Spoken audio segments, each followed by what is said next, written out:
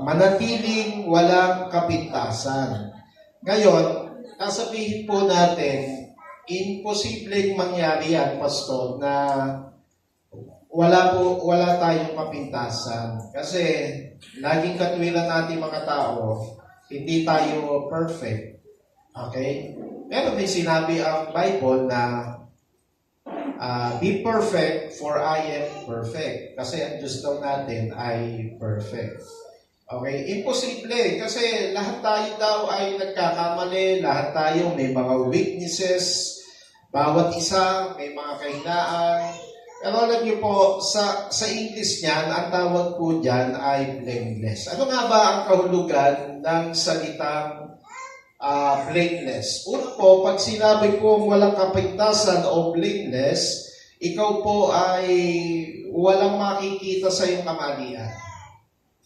Yan, sasabihin natin, napakahirap naman atang mangyari niyan, no? Tapos, ang kahulugan daw nito ay free from condemnation. No, walang guiltiness. Yung sasabihin, meron kang nararamdaman, condemn ka dahil sa mga nakikita sa iyo. At pangatlo, sabi, without defect.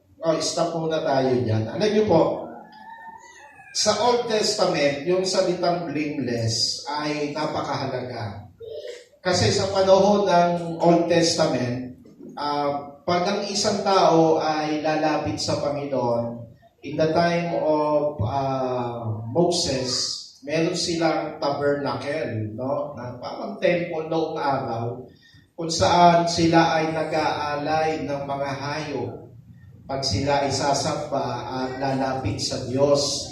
No, ngayon, merong requirement na kailangan yung hayop na iaalay mo, ilalapit mo, ipaglilingkod mo sa Panginoon, dapat ay hindi depekto. No? Tawag po sa kumpanya niyan, rejected. Okay, reject. So, hindi ipapasa ng kumpanya pag reject. Noong time of the Levites, pag ang isang hayop inalay mo na meron depekto, hindi katanggap-tanggap iyon sa Panginoon. Okay? Kaya yung salitang blameless, ginamit yan ng Old Testament without defect. Yun ang ibig sabihin. So pag in-apply natin yan sa buhay ng isang tao, hindi pwedeng may depekto ang isang tao para makalapit sa Panginoon.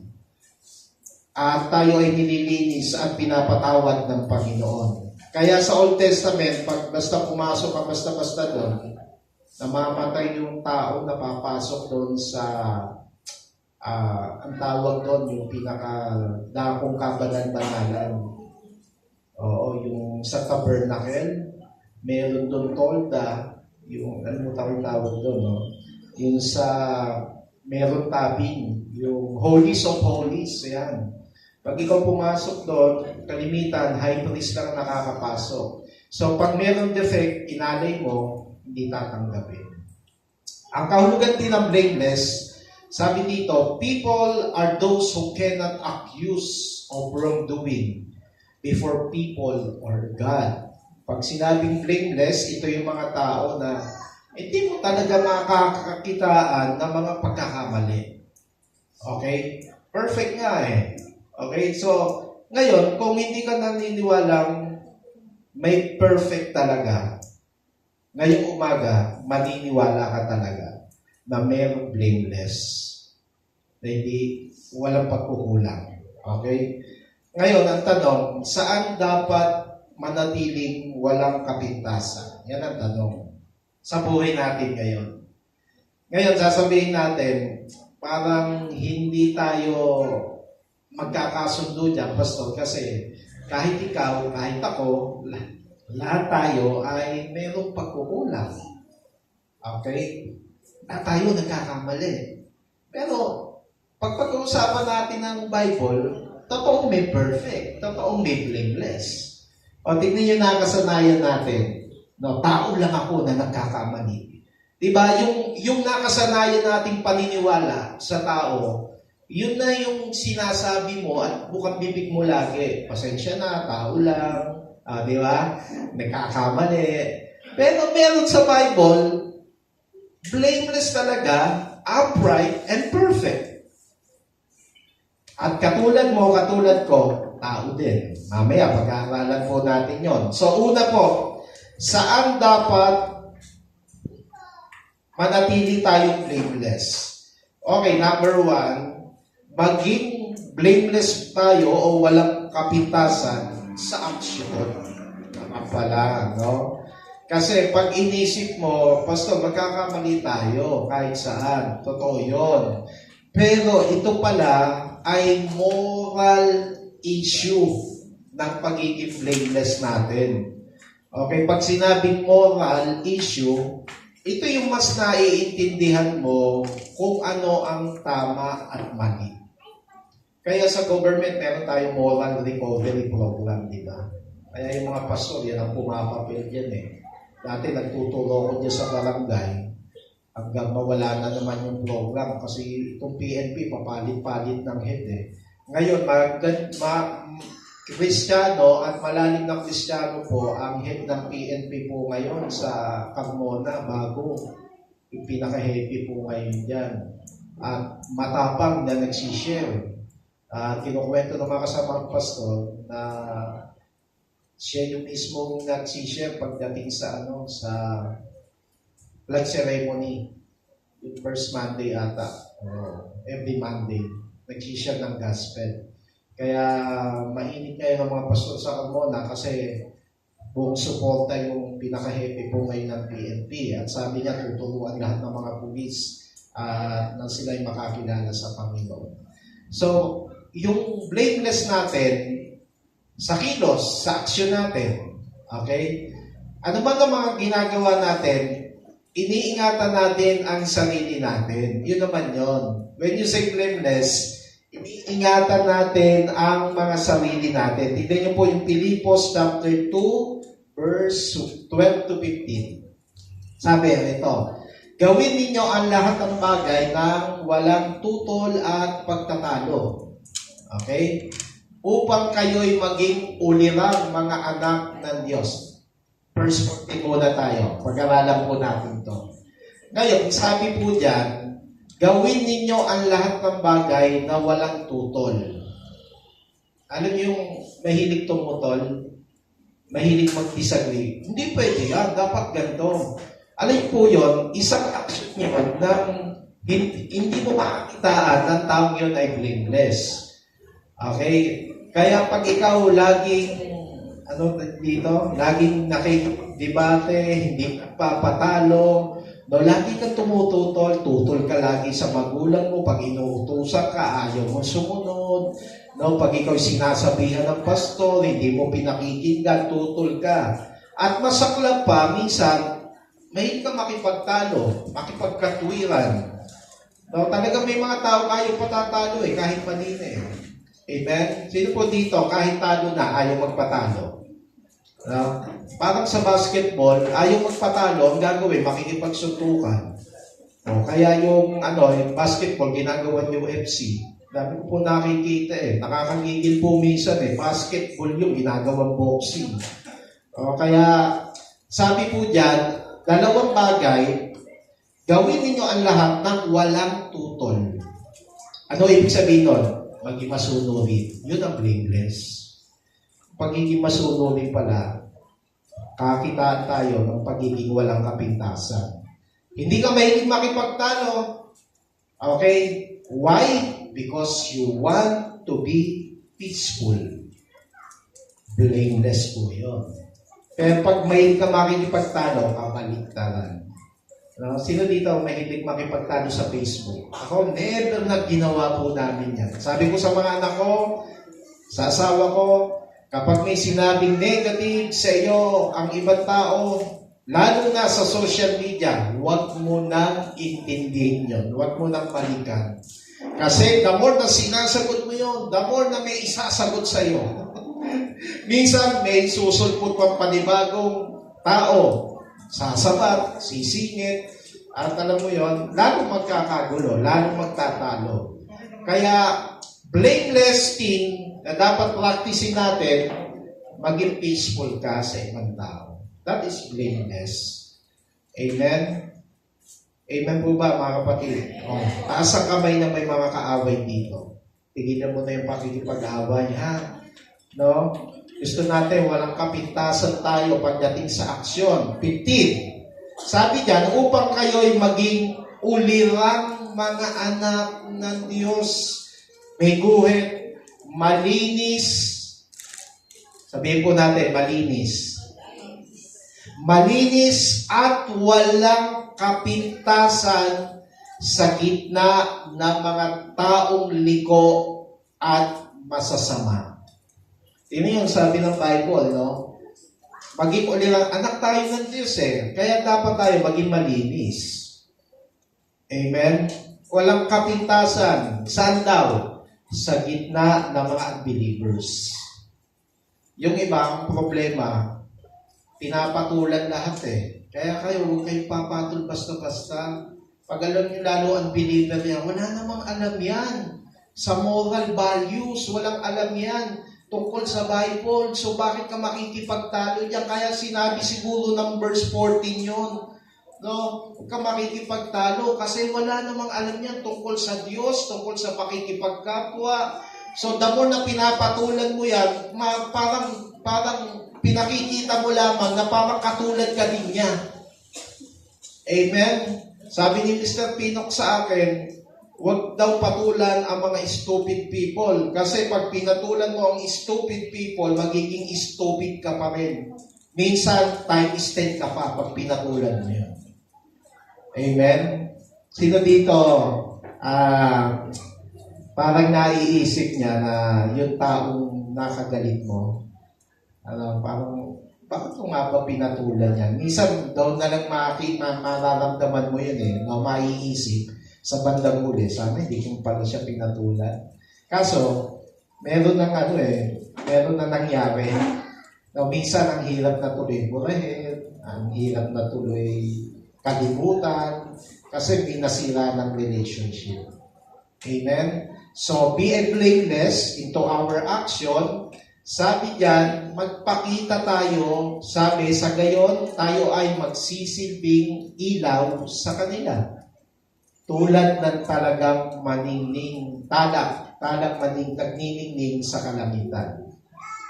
So that is the intention of God. Huwag kang makipagtalo, huwag kang tututol, huwag kang maging pasaway.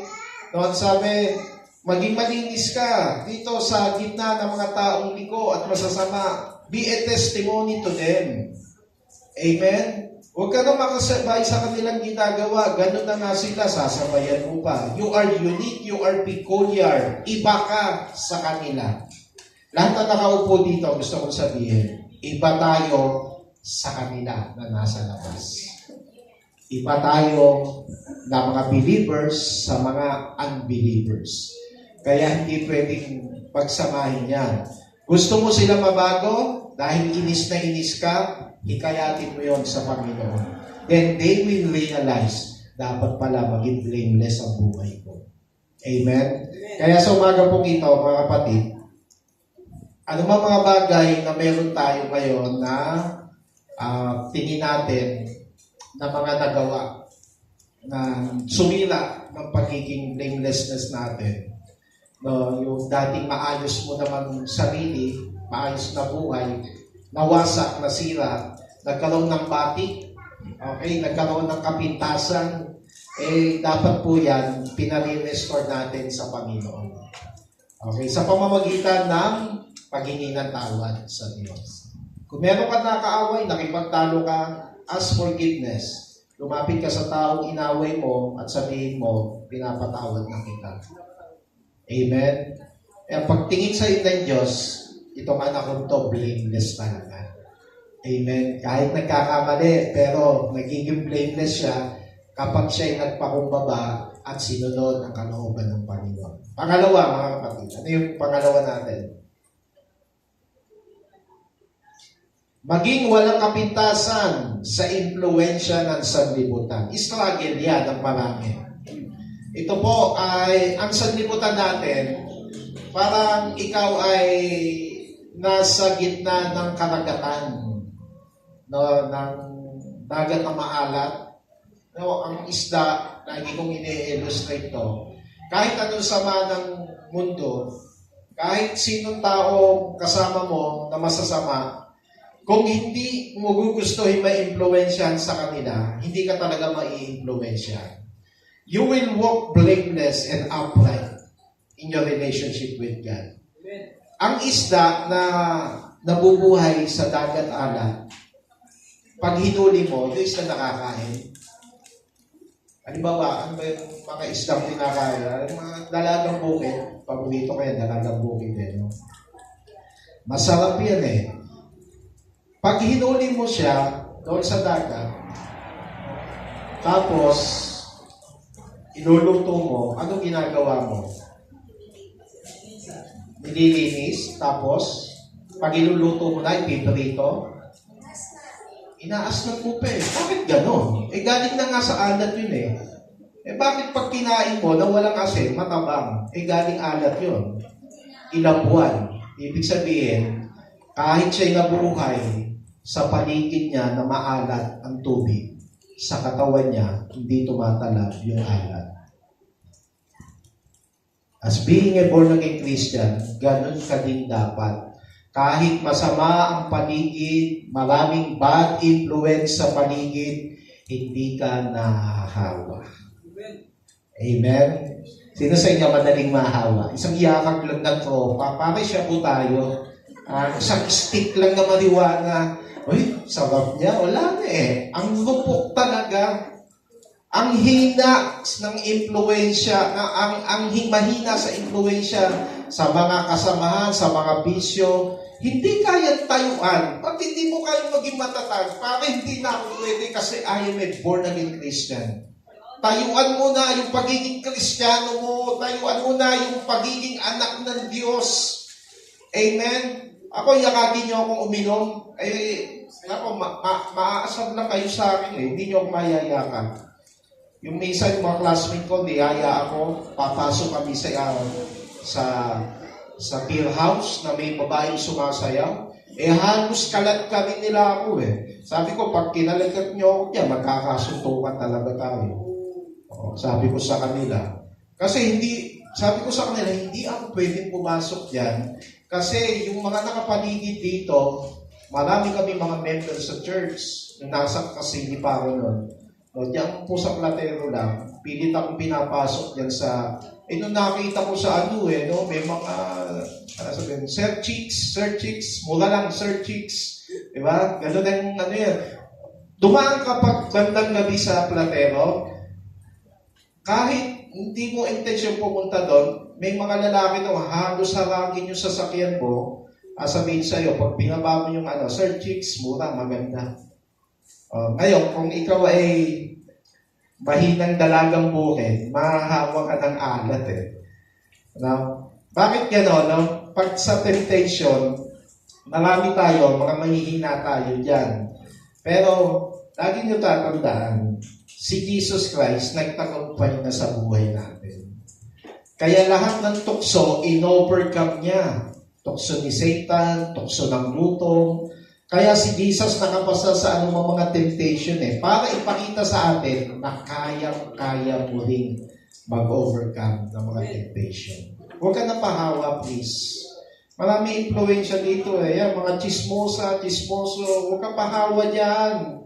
No, influensya ng sanlibutan yan no? Pagnanakaw, pangungupit, huwag ka na magpa-apekto dyan kasi yan ay mga gawain na hindi makatiyos.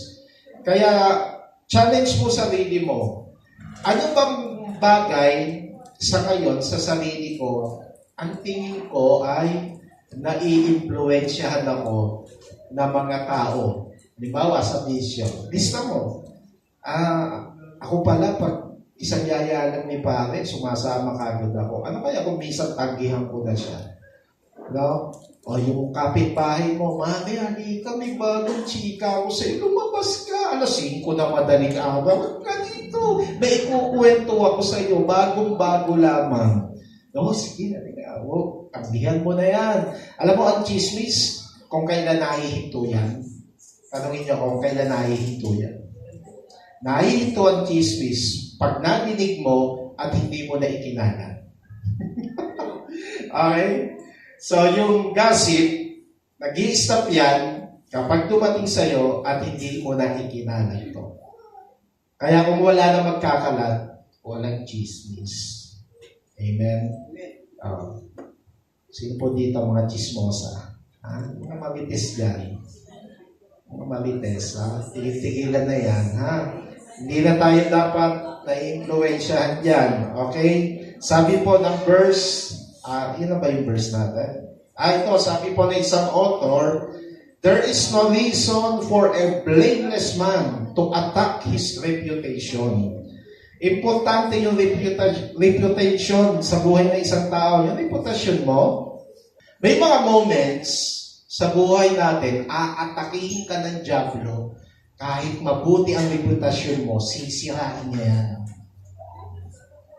Amen? Kaya nga yung salitang blameless, mga kapatid, it is a challenge. Tanong, Pastor, sino nagbibigay ba ng pagiging blameless natin? Hindi mo naman kaya eh. Hindi ko naman kaya. Alam niyo kung sino? Walang iba, kundi ang ating Panginoon. Hindi mo kaya. Kaya every time na ikaw ay lumalapit sa Panginoon, tinutuwid ka niya, kinokontrol ka niya. You have the Holy Spirit. No? Tingnan mo, meron pong 2 tao na binanggit ang Bible. So, ano po to ha? Tao din to, tulad mo at tulad ko. Tao, sabihin mo, tao din to. Kaya, pag nabasa mo to, huwag mo na sasabihin, tao lang ako na nagkakamali. Pag alam natin ang Bible, huwag na natin sabihin yan. We need to walk on blamelessness na binibigay ng Panginoon sa atin. Una, sabi po dito, si Noah. Pag binasa po natin ang Genesis 6:9, Noah was a righteous man. Matuwid na tao talaga to. Blameless in his generation. Noah walked with God. Ayan, kaya tignan niyo po. Bakit dinugso yung Noah walked with God? Kasi without God, you cannot be blameless. Pag ikaw walang Panginoon sa buhay mo, hindi ka pwede maging blameless. Malalim ang relasyon ni Noah sa Diyos. That's why chapter 6 verse 9 in Genesis, he became blameless. Take note doon sa generation niya, ang mata ng Panginoon nakatingin lamang kay Noah. Amen? Lahat sa henerasyon nila, makasalanan. But according to this verse, sa generation, in this generation, Noah was a righteous man. Blameless in his generation. Kaya nga binunaw na yung Diyos yung panahon niya, ang daigdig, kasi napakasama na ng takbo ng sanlibutan. Ang sama na ng tao, nabubuhay sa kasalanan. Pero the eyes of the Lord, nakita si Noah, this man is blameless. Hindi siya na-influensyahan ng kasamaan ng mga tao ng panahon ngayon. So kaya mo. Ngayon, masama ba ang takbo ng mundo? Yes.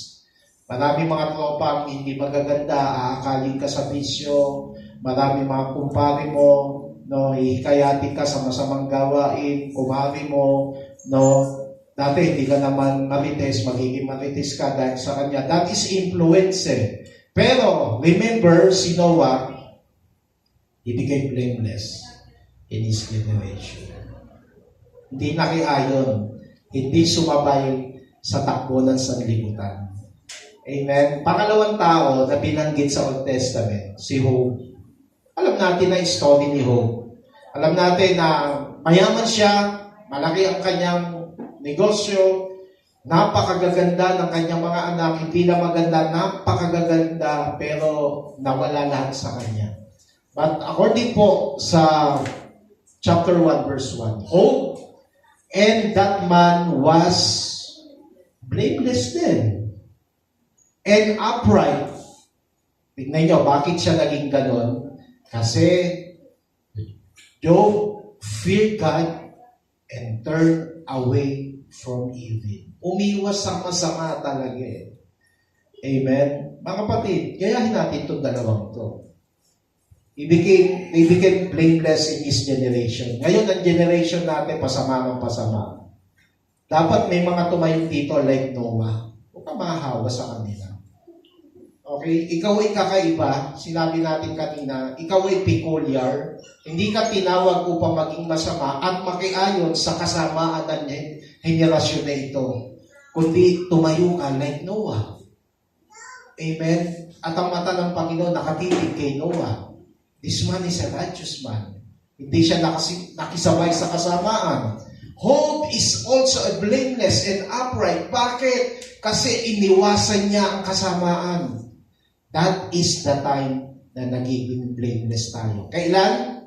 Kapag umiwas ka sa kasamaan at impluensya ng sanlibutan ito. Ilang beses ka na natangan ng kamalian, ng kasamaan. Dumating na ba sa point ng buhay mo, okay ka naman eh. Okay naman ang reputation mo eh. Kaya sabi po ng Bible, we need to understand, si Noah, sa generation niya, siya ay matuwid. Bakit naging matuwid niya? Kasi nga, lumalakad sa Diyos. Amen? May relasyon sa Diyos. Priority niya ang Diyos. Inuuna niya ang Diyos lagi. Ganon din si Job. Bakit naging blameless and upright siya? Kasi may totoong pagkatakot. Hindi ako gagawa ng masama. Hindi ako sisira sa ibang tao. Iingatan ko ang aking reputasyon, ang aking testimony. Lalayuan ko ang mga kasama. Hindi ako mai-influensya nito. That's why hanggang ngayon, ilang libong taon na generation ang lumipas, mababasa mo itong dalawang verse na to, na merong Noah at Job na kaya palang maging blameless. Amen? Can we become blameless? Yes. Kasi meron nakagawa eh. Amen? Talagang kaya natin. Kasi iyan, mga taong yan, ay merong pagkakilala sa Diyos. Ako po, pinag-aaralan ko itong bagay na ito. Nagiging matuwid talaga ang isang tao kapag may tamang relasyon siya sa Panginoon. Bakit minsan hindi natin maintindihan yung ginawa na pala ng Panginoon sa atin ay isang tanda na dapat na matutunan talaga natin sa buhay, that we can walk blameless sa mundong ito. Number 3, ito po yung panghuli. Maging walang kapintasan sa asal at pag-uugali. Okay? Magkakamali ka sa assignment, magkakamali ka sa trabaho, magkakamali ka sa ibang mga bagay, pero kaya mong hindi magkamali pagdating sa asal at pag-uugali. Why? Ang isa natutunan ko, sabi ng Bible, the fruit of the Spirit is self-control. Amen. Taas ang kamay ng mga espiritu ng Diyos dito. When you accept our Lord Jesus Christ, ibinigay sa iyo yan. Kaya kung sasabihin, hindi ko kaya. Amen? Lakasan mo ang pananampalataya mo at pananalig sa Panginoon na maalala mo lagi ang mga natutunan mo sa Bible. Amen? Kaya po sabi po dito ng verse 5, chapter 5 ng 1 Thessalonians. Ito, dito po tayo magwawakas. Maganda po ito no? Sabi po dito, naway lubusin kayong pabanalin ng Diyos na siyang nagbibigay ng kapayapaan. First point dito sa verse na ito, hindi mo makakayanan maging blameless kapag hindi peaceful ang buhay mo.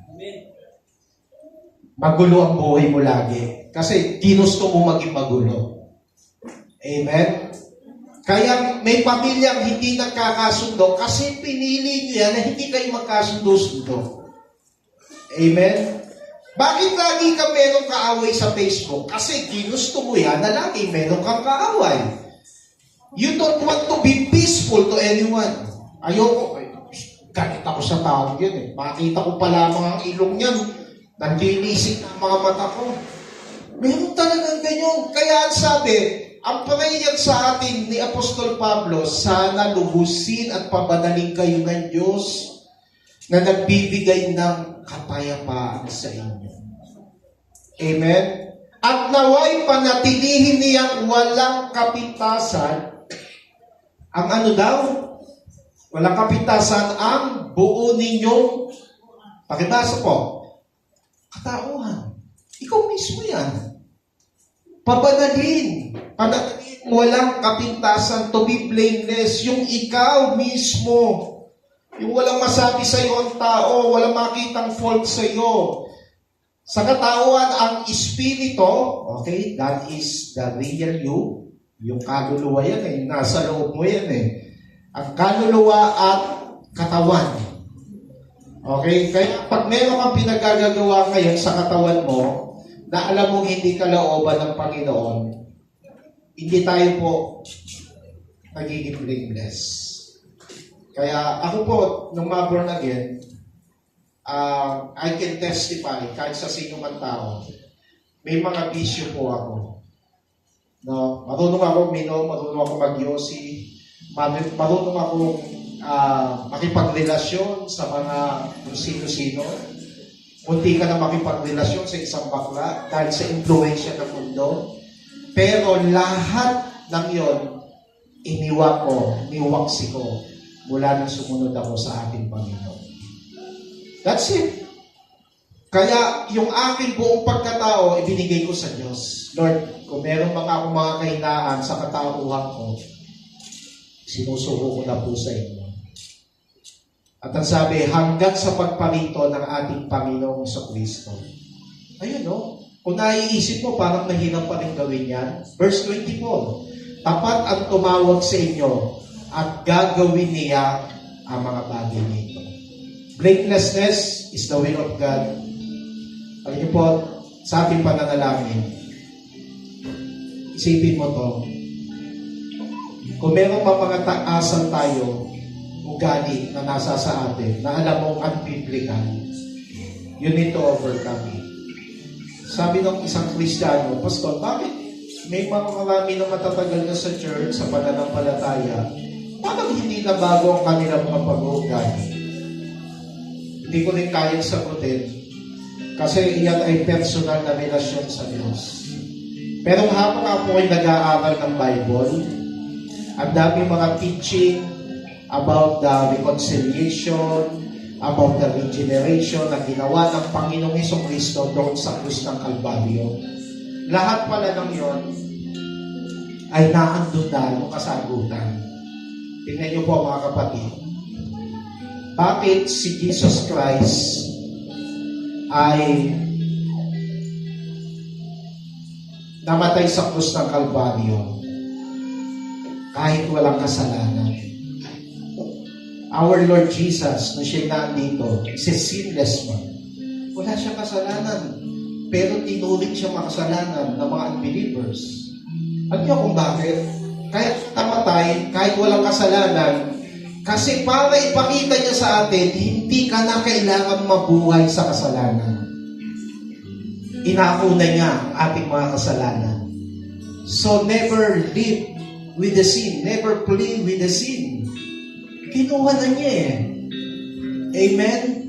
Alam niyo po ba nung nakapako ang ating Panginoon Kristo, nung malapit na siya malagutan, nung siya po ay nalagutan ng hininga, tinusok yung kanyang tagiliran. Nung tumusok, ano po sabi ng Bible? May lumabas na dugo na may kahalong tubig. Yun po ang sabi. And according to sa study, mga kapatid, kaya nangyari yun, sumabog pala yung puso ng Panginoon, nawasak. Alam niyo, ibig sabihin yun? Ibig lang po sabihin ng mga kapatid, kung may hinanakit ka sa buhay, may galit ka, hindi mo na kailangang pamuhayan yan. Why? Kasi mismo ang puso ng Diyos nawasak para sa iyo at sa akin.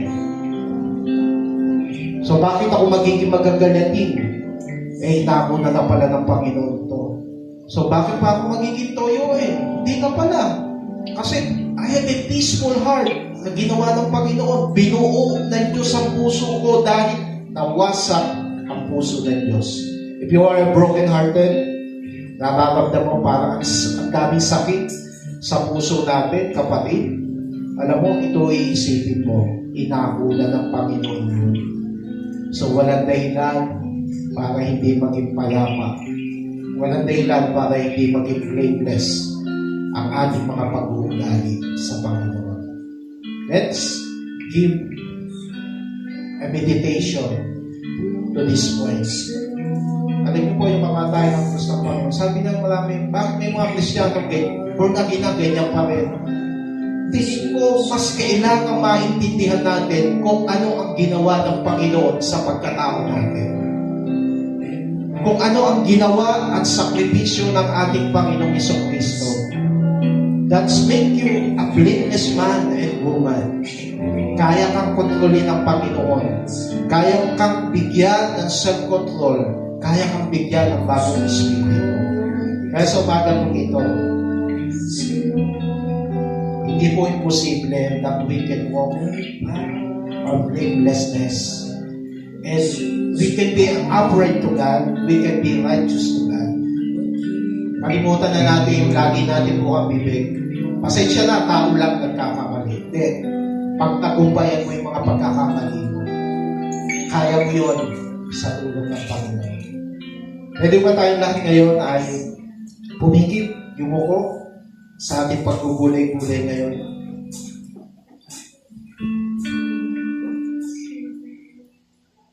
Nawa, ang mensahe pong ito ay magbigay po sa atin ng karunungan. Sa ating pananalangin po, meron ka bang sa sarili mo na nakikita mo na kailangan hihingi ng tawad? Mga ginagawa mo, mga pag-uugali mo, mga bagay na alam mo nagiging kasiraan sa iyo, hingi natin ng tawad sa Panginoon. Ano ba dito? Mas kilala mo sarili mo, kapatid. Tandaan mo, ang Diyos ay nagtagumpay na. Siya ay nagtagumpay na sa iyo. Panginoon, sa umaga nito, kami po ay nagpapakumbaba. Inaamin po namin na meron kaming mga kahinaan. Naamin namin na meron po kami mga pagkakamali. Linisin at patawarin po kami. Salamat po sa iyong pag-ibig. Salamat po sa iyong pag-ginawa sa krus ng Kalbaryo. Mula po ngayon, Panginoon, lagi po namin bubunitayin ang lahat ng ginawa niyo po sa amin. Upang po kami lumakad sa kapwiran, lumakad na walang kaligtasan. Salamat po sa iyo. Pwede ba tayo lahat tumayo sa mga ito?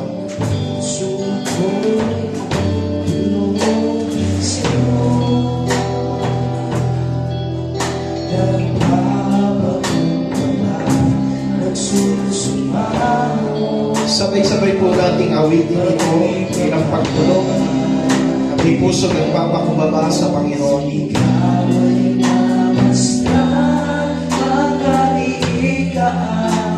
Sa'yo ay umisa. Loobin mo ang buhay ko'y maging manan mong tahanan. Tulong sa langit, wagas na magsimba. Katuyan na wala ang kawalan, papulit na samba.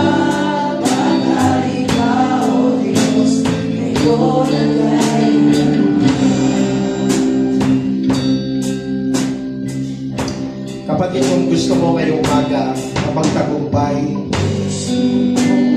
sa impluensya ng sanlibutan, gusto mo magtagumpay sa iyong mga kahinaan, pwede ba itaas mo ang iyong kanang kamay ngayon?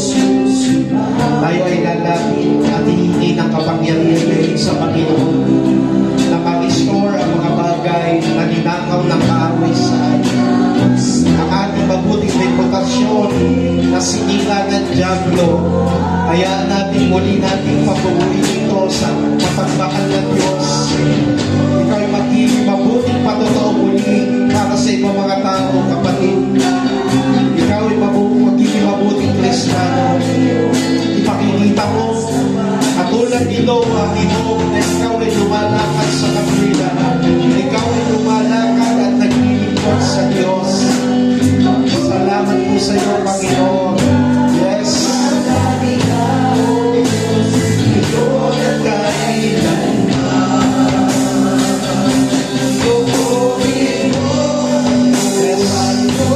Sa pagtaas na ating mga kamay, may tanda ng pagsuko at pagpapakumbaba.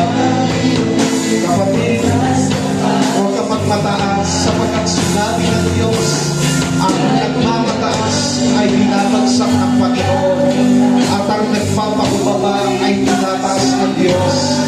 Hallelujah. Yes. Salamat po for a humble spirit. Holy Spirit, tuloy kang mag-usap sa aming katauhan, Panginoon. Inaalay po namin ang aming mga sarili sa iyo bilang karampatang pagsamba. Yes. Surrendering. Isuko mo na yan. Isuko mo na yan. In Jesus' name, Lord, isuko po namin kayo umaga. Salamat po sa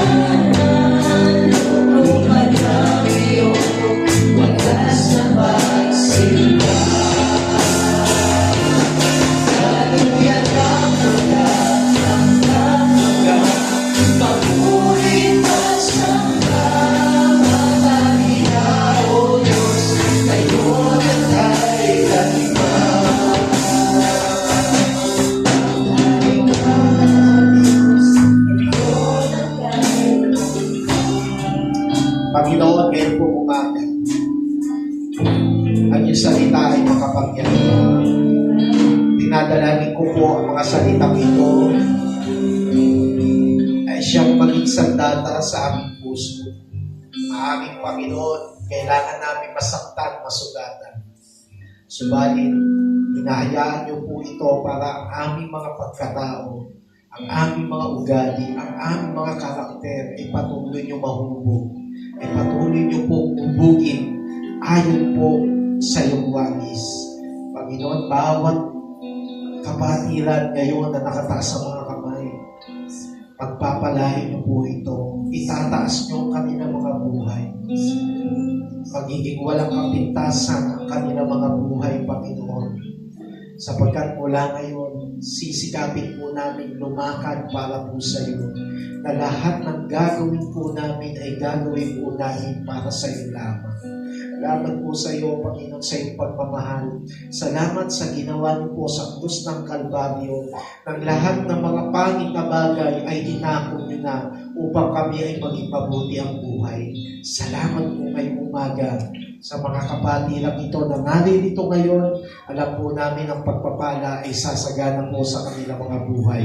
Katulad ni Hope, may nawala man, pero muli niyong ibabalik ng maraming beses, Panginoon. Salamat po, Panginoon, sa ibanang na Espiritu, sa pangalan ni Jesus. Amen. Amen. Praise God. Okay, be blameless hanggang sa muling dumating ang Panginoon para pagtayin natin ng Lord. Walang problema. Amen. So, paano gagawin yan? Always read the Bible. Always apply the Word of God sa buhay. And always connect yourself sa church para pakatulong po sa ating pagkakilala sa Panginoon. God bless po. Pagpalain po tayo ng Panginoon. Ngayon po umaga.